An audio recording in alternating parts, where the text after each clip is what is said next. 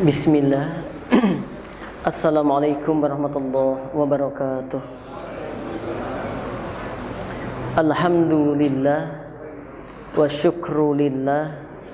Assalawatu wassalamu ala rasulillah Muhammad ibn Abdillah wa ala alihi wa ashabihi wa mawalah. Wa la hawla wa la quwata illa billah. Qala Allah Ta'ala, ya ayyuhalladzina amanu taqullaha wa qulu qawlan sadida yuslih lakum a'malakum wa yaghfir lakum dhunubakum wa may yuti'illaha wa rasulahu faqad faza fawzan 'azima. Wa qala nabiyyunal karim sallallahu alaihi wasallam, man salaka tariqan yaltamisu fihi 'ilman sahalallahu lahu bihi tariqan ilal jannah. Rawahu Muslim. Jamaah yang insyaallah dimuliakan oleh Allah Ta'ala, mari kita buka taklim kita pada kesempatan petang malam hari ini sama-sama dengan baca Al-Basmalah. Bismillahirrahmanirrahim. Bagaimana kabar Bapak Ibu semuanya? Sehat? Alhamdulillah. Sehat fisiknya, sehat pikirannya, sehat ruhnya juga ya. Nah, jadi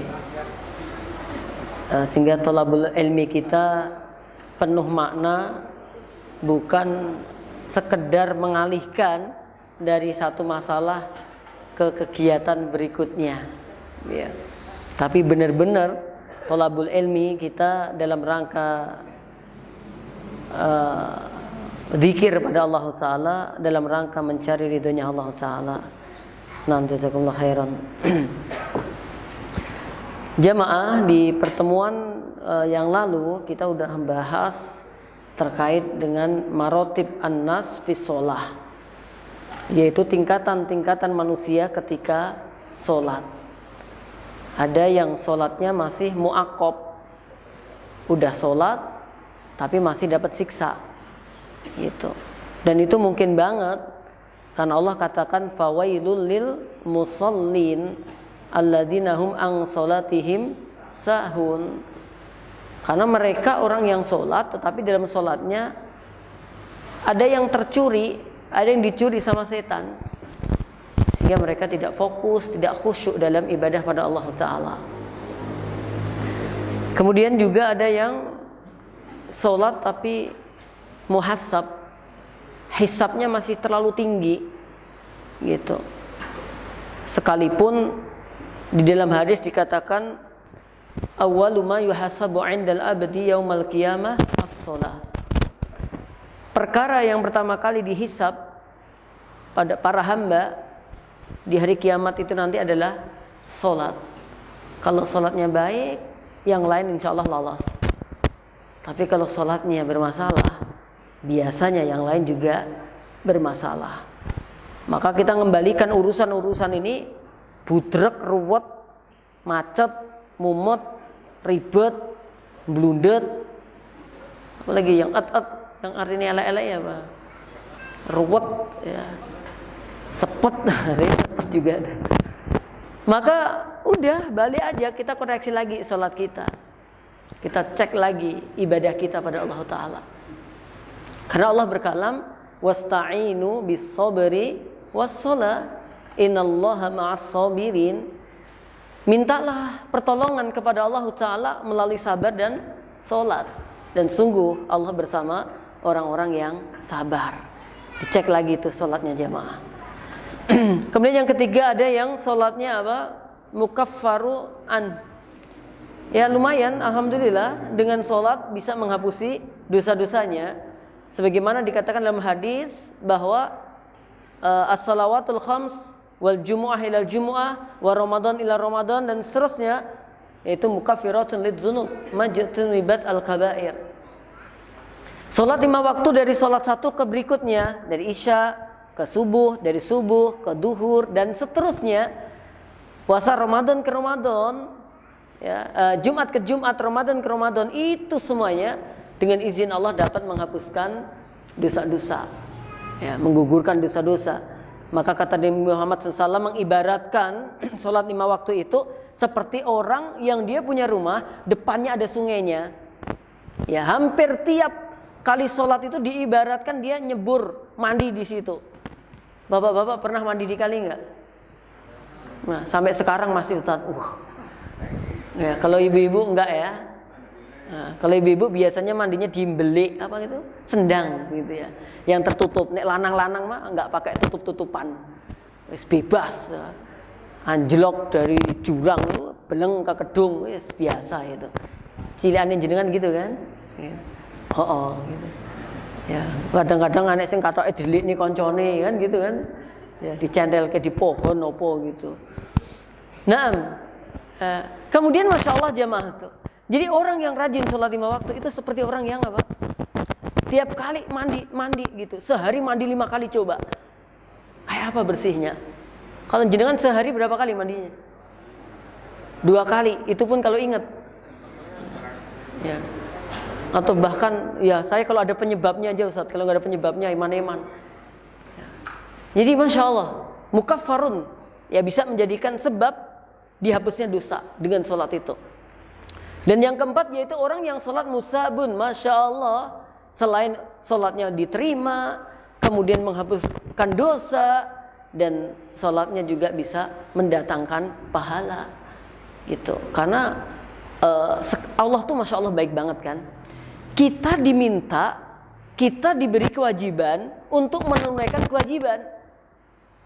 Tapi Masya Allahnya apa? Udah melaksanakan kewajiban, sama Allah masih diberi apa? Pahala. Padahal sholat itu kan udah kewajiban kita tuh jamaah. Ya, kemudian kita masih dikasih pahala. Masya Allah, itu baik banget. Saya tuh kalau naik motor, misalkan lupa nggak bawa STNK begitu, ya kemudian kena, ya di beberapa kali saya banyak sekali. Kalau pas mau ke Palur, mau ke sini, waktu Bapak polisi masih di sebelah mana? Yang deket Palang tuh loh. Itu kadang-kadang saya kelupaan apa gitu. Mungkin lampu, waktu itu masih pakai lampu itu yang belum otomatis itu dendek gitu kadang-kadang. Pak, lampunya kenapa nggak dinyalakan gitu? Oh iya gitu. Terus mau kemana ini? Mau pengajian. Mana STNK ininya? Ketinggalan Pak. Pengajian di mana? Di Jaten. Ya sudah, besok jangan diulangi lagi ya. Gitu. Sering gitu. Itu kalau saya alhamdulillah sering aman gitu.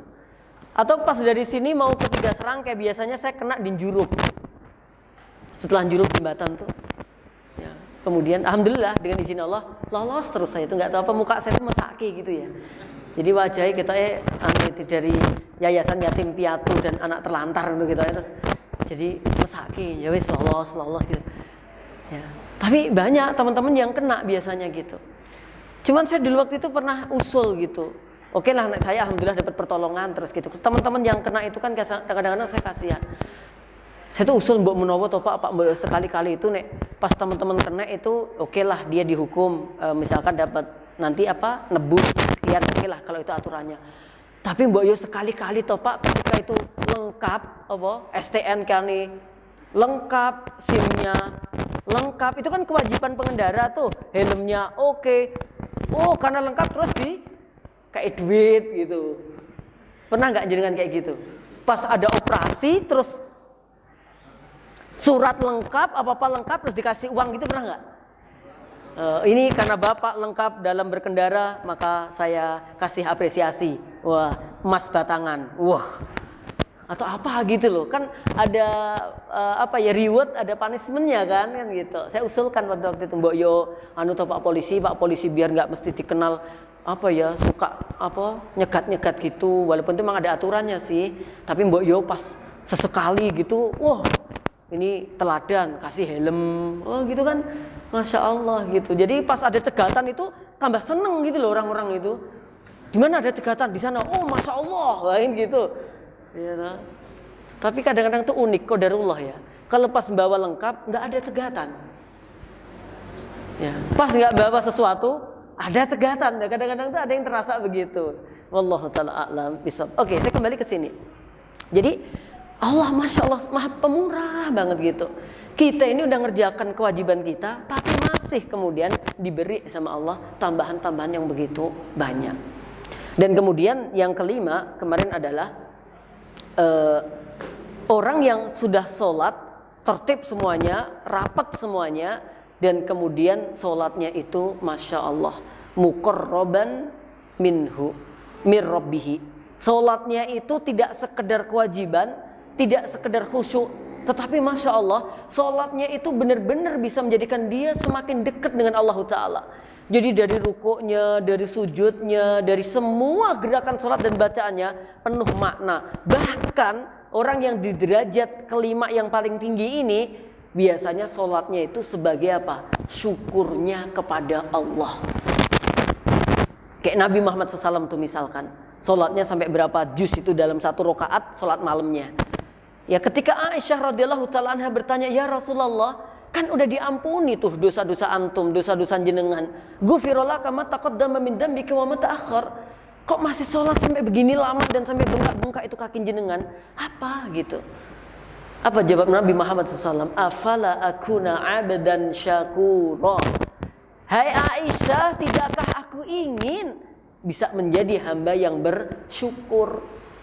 Kalau ibadah kita, sholat kita ini masih hitung-hitungan kan? Satu, paling gugurkan kewajiban. Yang kedua, nek ditekoi wis sholat, wis kan gitu. Atau agak naik dikit, wedi mlebu neraka, kan gitu. Kenapa sholat? Wedi mlebu neraka gitu. Atau yang keempat misalkan kenapa sholat? Pengen mlebu surga. Kan masih hitung-hitungan banget ibadah kita itu. Ya, ibadah kita itu masih levelnya itu masih apa ya? Kayak jual beli cek dihitung-hitung. Gitu. Nunggu komat rodok keri sithik ngono ae, gembrundel kok. Andang komat-komat. Andang komat-komat. Ada aja perasaan itu. Padahal tuh jamaah, antum masuk masjid, sholat, ya, kemudian antum tidak berhadas, tidak dalam keadaan batal, dan antum duduk di tempat antum sholat itu, dihitung sholat sampai kemudian menunggu sholat berikutnya sampai mendengar adzan.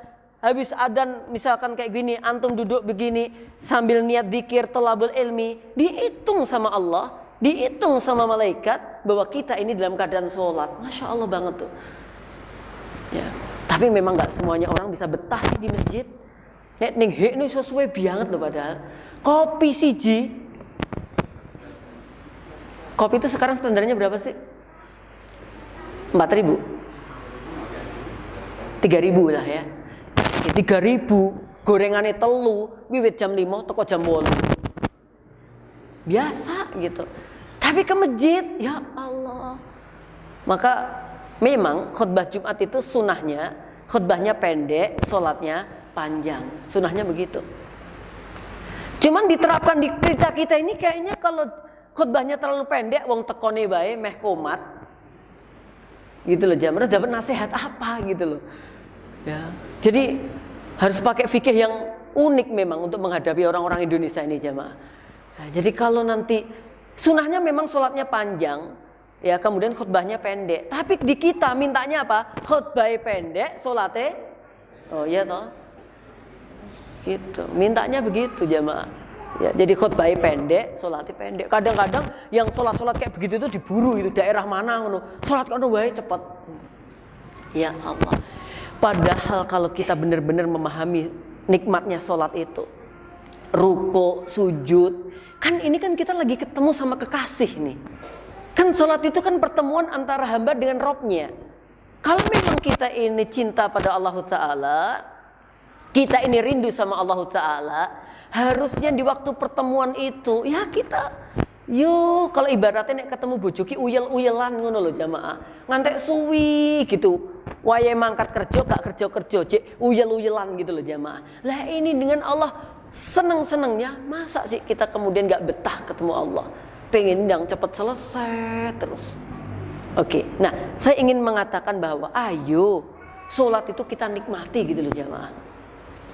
Kita nikmati bahwa ini pertemuan dengan Allah, bahwa kita ini sedang bermunajat pada Allah, bahwa kita ini sedang menghadap Allah Ta'ala, bahwa kita ini lagi interaksi dengan Allah, kita ini lagi komunikasi dengan Allah. Itu yang enak, yang nyaman gitu loh. Ibarat nek dengan saya nek ngomong terlalu cepet itu kan gak digagas. Ya lah ini dengan Allah Ta'ala. Tapi nek sing jawab, Allah kan maha mengetahui apa yang ada dalam hati manusia tar. Jadi nggak perlu terlalu jelas-jelas Allah udah ngerti. Iya, memang Allah udah ngerti banget. Ya, tapi antum minta sesuatu itu harus diwujudkan kesungguhan antum, gitu loh. Maka sholat itu jangan buru-buru, tumakninah. Ya nggak harus lama banget sih, tapi tumakninah. Apa sih tumakninah itu? Rukun syarat gerakan-gerakannya itu sesuai. Anggap aja ruko misalkan pakai Subhana Rabbiyal Azim, berarti diulangi 3 kali dengan bacaan yang enak. Subhana Rabbiyal Azim, Subhana Rabbiyal Azim, Subhana Rabbiyal Azim, Sami Allahu liman hamidah. Loh, enak toh? Enggak usah Subhana Rabbiyal Azim. Enggak jelas. Apalagi sing salate ahli kebatinan itu. Salat mau dibatin tok. Bacaan nggak dibaca tapi dibatin. Padahal perintahnya faqra ma tayassaru minal Quran. Baca apa yang kamu rasakan mudah dari Al-Quran. Yang pertama maksudnya adalah Al-Fatihah. Ya, kemudian yang kedua, kalau surat-surat yang dibaca nggak usah golek sing angel-angel ben ketoke apalane akeh, nggak usah sing tambah lali, bingung. Ya, cari yang benar-benar antum mudah, antum yakin, antum hafal, antum lancar. Wong kadang-kadang aja udah lancar aja pas maju hilang kok. Ya, padahal mulainya sabihisma rabbikal a'la. Kemudian ketika sudah sampai qad aflaha sampai asy-syams, qad aflaha man zakkaha wa qad khaba man dassaha. Elok ya. Dari sabihisma loh. Langsung selesainya surah asy-syams. Ini ra cerdas ora iso iku jemaah. Gitu. Maka ya harus fokus. Yakinkan apa yang kita baca, kita lancar. Oke. Nah, itu kita ambilkan dari salah satu kitab yang telah ditulis oleh Imam Ibnu Qayyim Al-Jauziyah dengan judul Al-Wabilus Shayyib. Nah, kita juga akan melanjutkan di bab yang saya ambil, yaitu babu zikri, bab terkait dengan zikir. Beliau Imam Ibnu Qayyim Al-Jauziyah nanti menyampaikan fawaidu zikrillah ta'ala, faidah-faidah zikir kepada Allah Ta'ala ada 51-an lah ya, 51 kurang lebih tentang keutamaan zikir kepada Allah Ta'ala. Nah, jamaah, zikir itu bagi hati diibaratkan antara air seperti ikan dan air. Hati tanpa zikir itu diibaratkan ikan yang keluar dari air. Jawabannya apa? Mati. Ya, kalau mati raganya sekalian gitu jelas jamaah. Tapi yang agak repot, atine mati tapi jasadnya isih urip, ngentekke beras. Gitu, menghabiskan subsidi, menghabiskan anggaran, gitu. Maka dikatakan bahwa orang yang tidak berzikir, yang hatinya berhenti dari zikir, maka dia itu seperti bahasa saya dulu di Ngawi namanya jerangkrong hidup, apa? Jerangkong hidup, jerangkong, ya, jerangkong hidup. Apa jerangkong hidup itu? Yuk. Balung-balung tok gitu, orang gitu ya, orang-orangan dan macam itu. Nah, maka di sini jamaah nggak boleh hati kita ini lepas dari zikir. Nabi Muhammad SAW pernah menjelaskan bahwa beliau itu sekalipun dalam keadaan tidur itu hatinya tetap berzikir. Ya, fisik beliau istirahat, tapi hatinya apa? Berzikir. Kalau kita jamaah, fisiknya hidup saja, hati ini nggak zikir, maka kemudian keras. Kalau keras hati apa yang terjadi? Emosional. Ya, enek sithik-sithik nesu, kendi renek isine encalke, pecah, perang dan seterusnya. Oke, ini penting sekali. Orang yang jarang zikir, setan masuk. Ya, maka di antara tanda-tanda lemah zikir itu begitu, nggak bisa mengendalikan emosi. Ya, maka jenengan cek Yang ngecek kadang-kadang nggak harus jenengan pasangani, karena nek jenengan ditekoi bapak-bapak pernah marah enggak gitu. Tapi tanyanya ke ibunya, ibu-ibu suaminya pernah marah enggak? Ibu-ibu kok tambah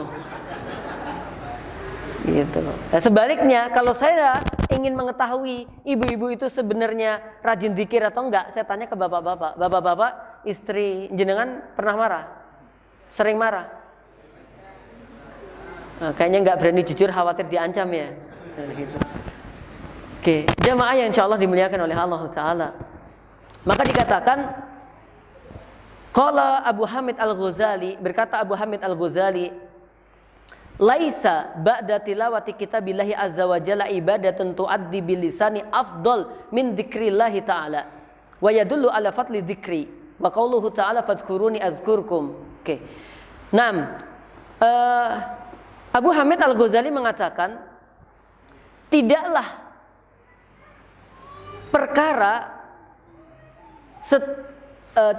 perkara yang ditunaikan setelah membaca Al-Qur'an ya lebih utama daripada zikrullah. Ya, jadi di sini juga ada makna satu bahwa seutama-utama zikir itu ya Al-Qur'an itu, kan begitu ya. Seutama-utama berarti zikir itu apa? Ya Al-Qur'an itu. Kemudian yang kedua bahwa selain Al-Quran yang kita jadikan sebagai dzikir atau dzikrullah, karena Al-Quran itu nama lainnya adzikra, inna nahnu nazzalna dzikra wa inna lahu lahafizun, yang selalu mengingatkan kita pada Allah Ta'ala. Maka kalau urusan dzikir ini dengan Al-Quran dengan kemaksiatannya nggak bisa ketemu. Jenengan ahli dangdut, jenengan ahli musik, jenengan ahli jaipong, jenengan kayaknya dengan Al-Quran agak sulit diketemukan, ya agak sulit diketemukan, ya. Walaupun dulu saya pernah ada salah satu muridnya Ustadz saya, itu unik banget. Jadi hafid Quran, dobit, mutkin, lancar banget. Tapi tiap malam minggu nonton campur sari. Unik juga ini orang gitu. Ya. Dia aneh gitu.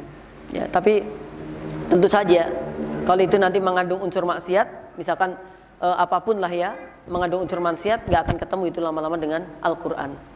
Bismillah.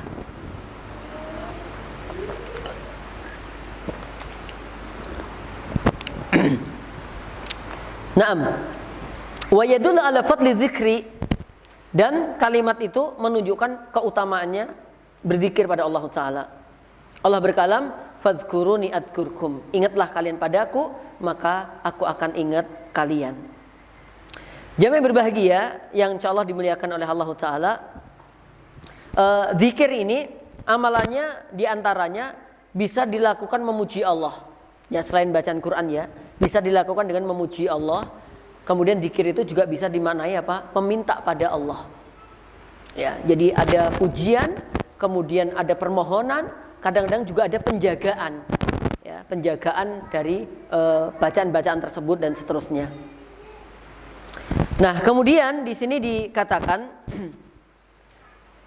yaqulullahu ta'ala, ini hadis qudsi ya. Allah Ta'ala berkalam, ana ma'a abdi, aku bersama hambaku, ma zakaroni, selama dia mengingatku. Jadi ini ada ma'iyatullah, ada kebersamaan Allah. Ya tentu kebersamaan ini tidak kita maknai Allah menyatu dengan diri kita, yang khawatir nanti masuk manunggaling kawula Gusti atau semacam apa ya, wahdatul wujud atau macamnya lah ya. Ya, sehingga di sini ana ma'a abdi ma dzakarani, aku bersama hambaku yang selalu mengingatku, ya.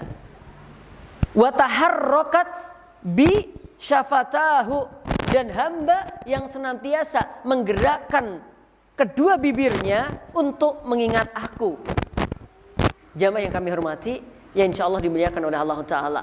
Lisan zikir, ya, kemudian bibir yang selalu basah, ya, untuk selalu berzikir pada Allah Ta'ala.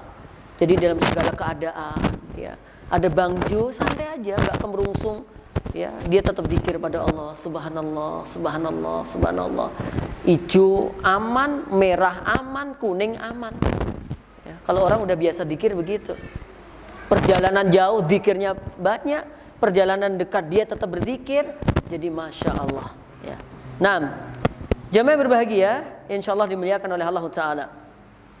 Kemudian ada hadis lain yang mengatakan qala Rasulullah SAW, bersabda Nabi Muhammad SAW, ma amila benu Adam amalan anjalahu min adabillah min dzikrillah.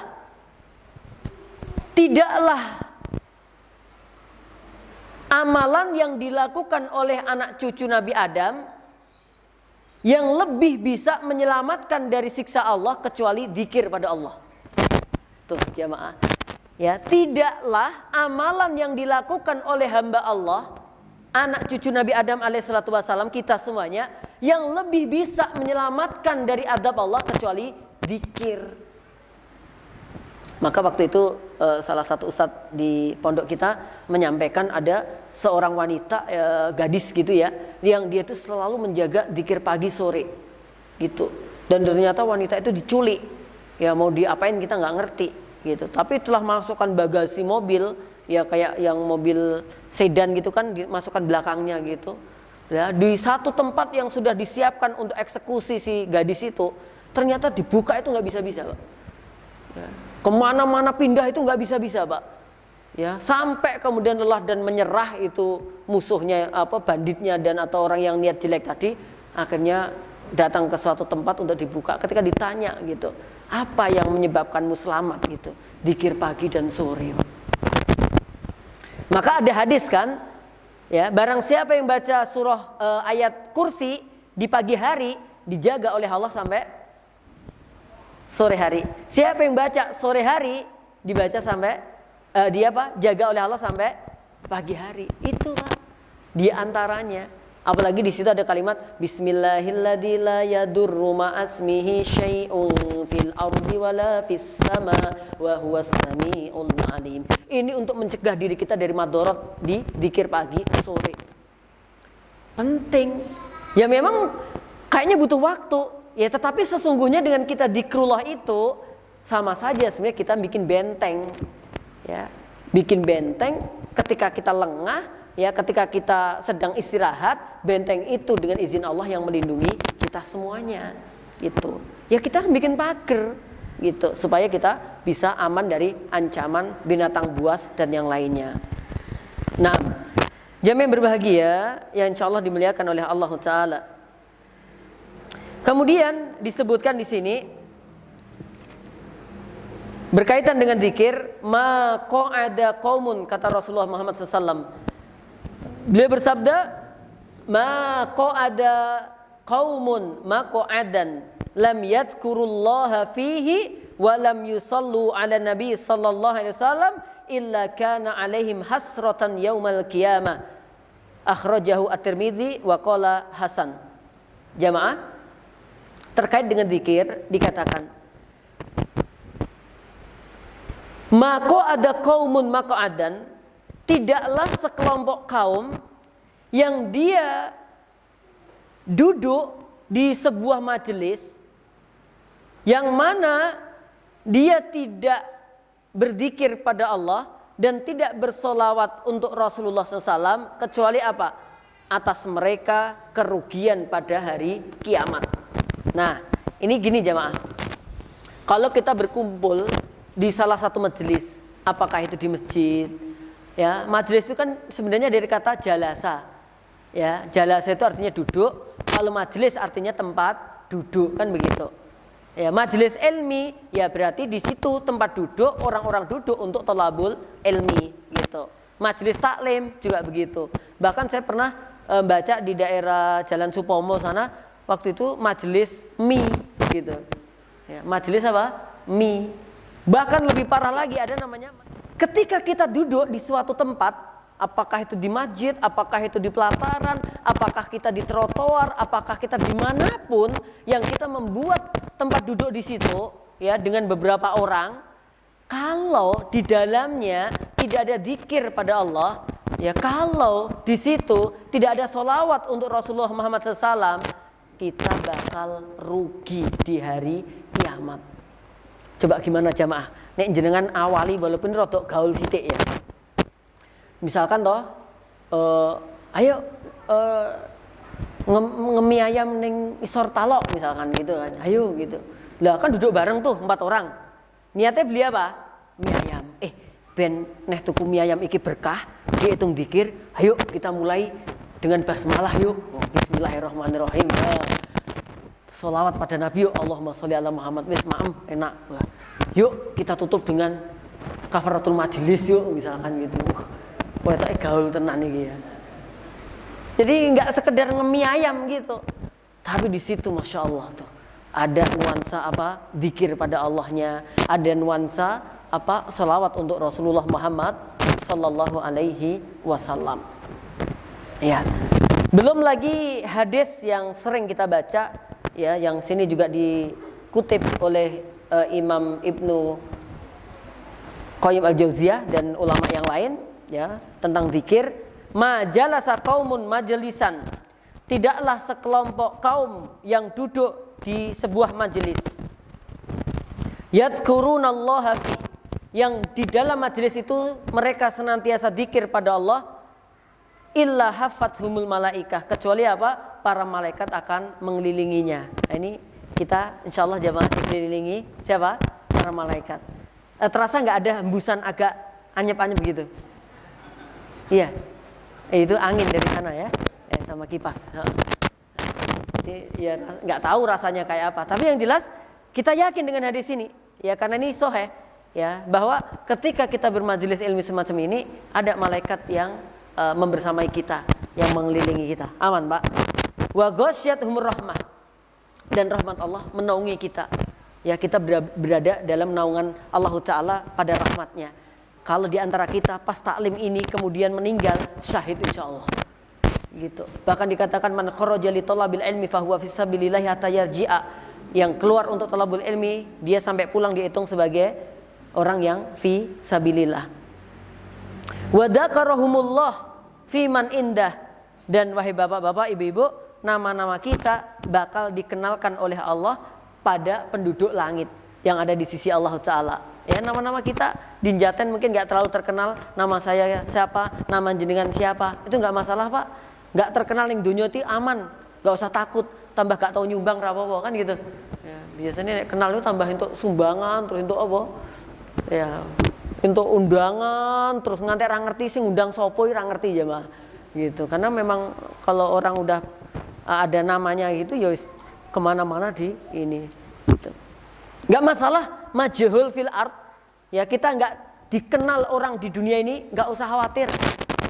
Yang penting apa? Ma'ruf inda ahli sama. Yang penting kita terkenal pada penduduk yang ada di langit. Gitu jamaah. Ya, kalau nanti sering diundang, karena kita terkenal di penduduk langit, sering diundang, Pak. Ya, yang undang para malaikat. Karena kalau Allah itu sudah jatuh cinta sama seorang hamba, Allah panggil malaikat Jibril. Jibril, ya Jibril, aku cinta sama makhluk ini, sama hamba ini. Kamu harus cintai dia. Gitu. Ya, akhirnya terus malaikat Jibril gantian manggil para malaikat. Para malaikat dipanggil, wahai para malaikat, ya Allah mencintai hamba ini. Aku mencintai, maka kalian harus mencintainya. Oh, berarti dapat undangan dari siapa? Penduduk langit. Nah, kadang-kadang kita terkenal di bumi, tapi penduduk langit nggak pada ngerti kita. Ini bahaya. Oke, jamaah yang insya Allah dimuliakan oleh Allah Ta'ala. Untuk itu, dzikir harus selalu kita lakukan.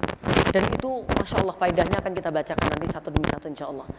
Ya, Allah katakan dzikir ini bukan hanya dikerjakan oleh badan. Jadi dzikir itu tingkatannya ada 3. Yang paling bagus, yang mencakup 3 hal. Dzikir lisan, dzikir hati, ini bersamaan. Ini derajat yang paling tinggi. Ya, kita astagfirullah. Itu lisannya, hatinya itu memahami bahwa kita banyak dosa dan kita minta diampuni benar-benar oleh Allah. Ini namanya yang pertama, bahwa zikir lisan berbarengan dengan zikirnya apa? Hati. Allahu Akbar, Allah Maha Besar. Zikir di lisannya begitu dan di hatinya memahami bahwa aku nggak boleh sombong, bahwa aku nggak boleh merasa pinter masa. Itu di situ. Ini berarti bersamaan. Derajat yang kedua adalah zikir kolbu, zikru kolbi. Yang zikir adalah hatinya. Ya, zikir hatinya. Sekalipun lisannya mungkin nggak banyak bergerak, tapi hatinya selalu zikrullah. Ini yang kedua. Dan derajat yang ketiga adalah yang itu lisannya. Ya, hatinya kurang tergerak tapi lisannya ini. Tapi ini udah bagus semuanya. Semuanya masih kategori apa? Zikir. Yang satu bersamaan, yang kedua hatinya saja, dan yang ketiga hanya lisannya. Ya, tapi kita upayakan. Ya, kalau udah dilisankan, kemudian kita tarik. Ya kita tarik. Yang harusnya itu kan hati bisa menggerakkan lisan, tapi nggak apa-apa. Kita latihan zikir dulu, lisannya dulu. Ya, lisannya sering kita gunakan untuk zikir. Karena nanti begini Pak, Bu, kalimat yang baik itu akan keluar dari hati yang baik. Ya, kalau ada orang yang berkata kata-katanya buruk, yaitu sebenarnya dalamnya apa? Buruk sebenarnya. Kayak teko itu mengeluarkannya ya sesuai dengan apa yang di dalamnya. Wong diiseni banyu peceren kok metune madu, nggak bisa, gitu, nggak bisa jamaah. Ya diisi madu keluar madu, diisi banyu peceren keluar banyu peceren. Maka kalau kita gampang ngamati orang itu, orang kalau kalimatnya keras, kalimatnya ini ya, kotor dan macamnya, ya zikrullahnya berarti kurang. Dan kecenderungan orang yang zikrullahnya baik, beliau akan banyak menjaga lisan. Maka yu'minu billahi wal yawmil akhir falyakul khairan au liyasmut. Dia kalau nggak berkata yang baik, mending dia apa? Diam. Dan diam itu jangan dipahami diam itu jelek. Ya, diam pada hal-hal tertentu bisa bermakna baik. Kayak diamnya wanita ketika ditari nikah, dek nikah ya, meneng wae, iso wae hoo. Gitu. Kayak Nabi Muhammad SAW takrir membiarkannya kadang-kadang bermakna iya. Gitu. Wallahu ta'ala a'lam bishawab. Oke, jamaah yang berbahagia yang insyaallah dimuliakan oleh Allah Ta'ala. Untuk itu ya lakukan zikir kapanpun dimanapun. Alladzina yadhkurunallaha qiyama wa qu'uda wa 'ala junubihim wa yatafakkaruna fi khalqis samawati wal ard. Rabbana ma khalaqta hadza batilan subhanaka fakina 'adzaban nar. Ya Allah jamaah, zikir, siapa orang yang cerdas, siapa orang yang memiliki akal, dia yang selalu zikir pada Allah di waktu di kondisi berdiri, duduk atau apa? Berbaring. Dia memahami ayat-ayat Allah. Oh, Masya Allah. Ada siang, ada malam, ada bulan, ada bintang, dan seterusnya. Oh, buat apa sih bintang itu? Buat apa sih? Gitu. Oh, dijelaskan. Bintang itu terkadang sebagai zianah, sebagai hiasan langit. Ya, sehingga indah. Tidak hanya biru, tidak hanya hitam, tapi ada kertip-kertipnya. Kadang-kadang planet atau bintang atau apa itu sebagai apa? Untuk menghitung adadas sinin wal hisab, untuk menghitung waktu. Ya, kan kadang-kadang oh bintang begini berarti tanggal begini, bisa ya termasuk bulan gitu. Kemudian yang ketiga apa fungsinya? Rujumal lisyayatin, digunakan untuk melempar setan yang mencuri pendengaran Allah dengan para malaikat. Ya, karena dikupingi sama setan, kemudian Allah malaikat mengambil apa? Planet atau bintang atau apa? Rujumal lisyayatin, digunakan untuk merajam para setan. Terutama sebelum Nabi Muhammad SAW dulu diutus jadi Nabi dan Rasul, itu masih banyak setan-setan yang lalu lalang ke atas, Pak. Ya, setelah Nabi diangkat agak berkurang. Ya, agak berkurang. Walaupun dukunnya tetap pakai ya. Ya, dukunnya itu. Ya, nanti dari setan biasanya dia MOU dengan siapa? Dukun-dukun itu. Ada MOU-nya, Pak. Ya. Nah, nanti dari dukun itu biasanya nanti baru ke objek-objeknya itu. Oh, kowe nak pengen ngene ya golek spring petuk apa? Kayak gitu itu. Enggak aneh Pak dukun goleki angel. Oh, angel ya wis jane aku enek tapi larang banget piye. Oh. Ujung-ujungnya apa? Oh, kowe nek pengen mari udunmu anu, wi golek ana ndok bebek sing metu pertama kali. Lah piye nih deteksi? Ya kan. Angel Pak Dukun. Oh, ngene. Iki enek, tapi rada larang. Duit meneh jamaah. Oke, jadi hati-hati ya. Nah, perbanyak zikir pada Allah Ta'ala.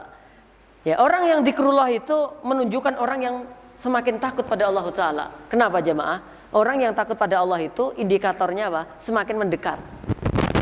Ya, bedanya kita takut dengan singa, dengan macan, dengan wanita. Jenengan takut dengan wanita menjauh kan?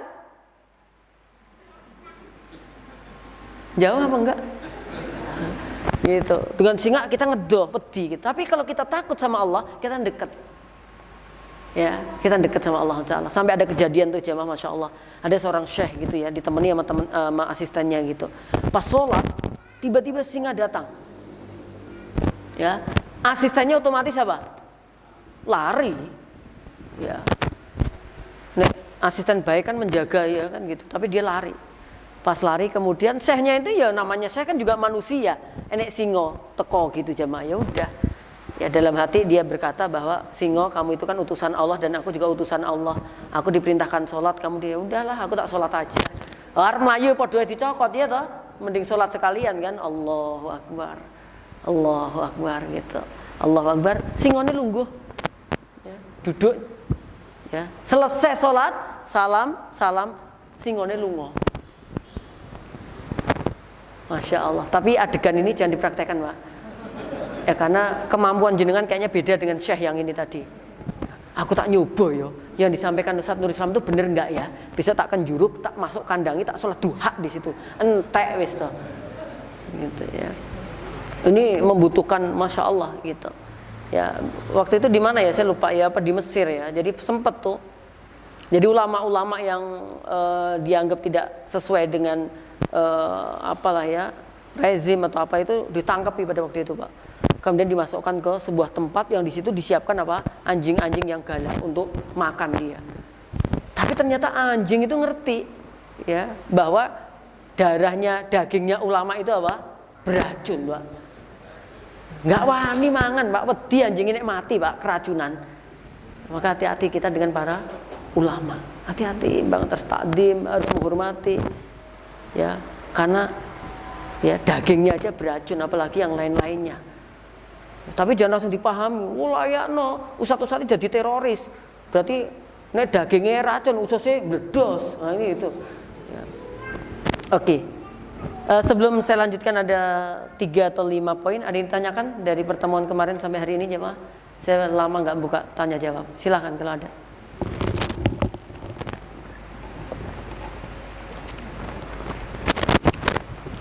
Oke, saya lanjutkan kalau gitu. Fawaidu dzikrillah ta'ala. Faidah-faidah dzikir pada Allah Ta'ala. Hadhil fawaidu ini faidah-faidah ini ada di dalam kitab Al-Wabil As-Soyib Ibnul Qayyim rahimallahu ta'ala. Yang pertama apa jemaah? Annahu yatrudus syaiton. Bahwa dengan adanya zikir itu, zikrullah itu bisa mengusir setan, melemahkan setan dan juga menghancurkan jaring-jaring setan. Ya. Maka bolehlah saya kaitkan dengan Nabi Muhammad SAW mengatakan ketika ada 2 sahabat yang ketemu Nabi Muhammad SAW sedang berjalan dengan seorang wanita yang masih agak gelap begitu. Kemudian 2 sahabat ini berjalan agak cepat, Pak, pek gitu. Kemudian Nabi bilang, kamu gak santai aja, kenapa gitu? Ada perasaan don pada kami, apa gitulah ya. Dia jelaskan ini istriku gitu loh. Ini istriku gitu. Oh enggak Nabi, masa saya sih suudon sama jenengan gitu. Kemudian Nabi bilang apa? Ya wajar, kenapa? Karena setan itu mengalir bersama aliran darah manusia. Gitu. Nah, di sini ketika kita memperbanyak zikrullah, maka kita akan mengusir setan dari jalur darah kita. Ya, setidaknya kita akan menghentikan setan untuk bergerak leluasa pada jalur darah kita. Gitu. Bahkan kita mengupayakan dengan zikrullah itu untuk menghancurkan yaitu rumah-rumahnya, tipu dayanya yang ada pada diri kita. Sebaliknya Pak Bu, kalau kita lemah dalam berzikir, berarti kita berupaya menyatukan setan dalam darah kita. Maka darahnya gampang naik, darahnya gampang kental, darahnya gampang emosi. Ya, itu pengaruh dari itu jemaah. Ya, maka perlu bekam juga itu di antara cara, yaitu untuk merobohkan rumah-rumah setan pada darah-darah kita. Itu, oh promosi Ustaz, tukang bekam toh? Enggak, saya enggak tukang bekam kok. Saya menyampaikan aja. Itu Tibun Nabawi, ya.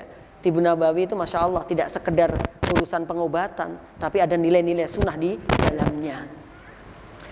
Oke, jadi dengan banyaknya zikir kita mengusir setan. Termasuk rumah, semakin sering dibacakan Quran, zikrullah akan semakin jauh. Ya. Coba aja cek.